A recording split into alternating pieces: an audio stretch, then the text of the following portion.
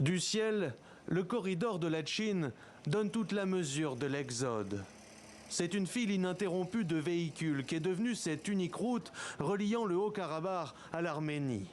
Depuis le succès de son offensive éclair, Bakou a rouvert ce couloir. Et selon l'agence de presse russe RIA, plus de 47 000 réfugiés sont déjà passés, soit plus du tiers de la population de l'enclave contestée.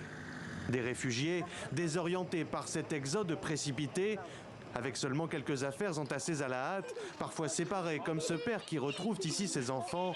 Ces familles arméniennes arrivent démunies dans les villages à proximité de la frontière.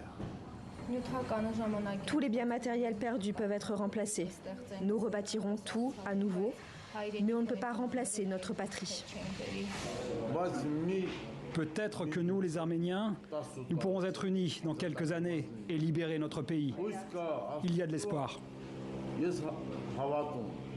À une trentaine de kilomètres du corridor de Latchine, côté arménien, Goris est devenu le carrefour de transit pour tous ces exilés.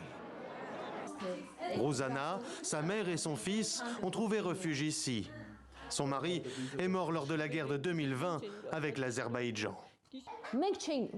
Il est impossible de nous briser, car nous sommes une nation forte et fière.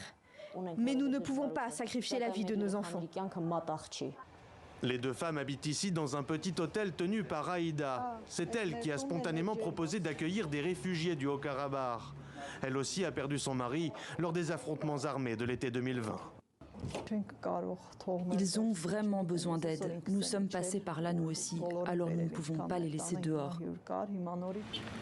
Depuis dimanche, Goris et ses 20 000 habitants sont submergés par le flot des réfugiés. Une fois enregistrés, beaucoup reprennent la route en direction de la capitale, Erevan, ou des autres grandes villes arméniennes.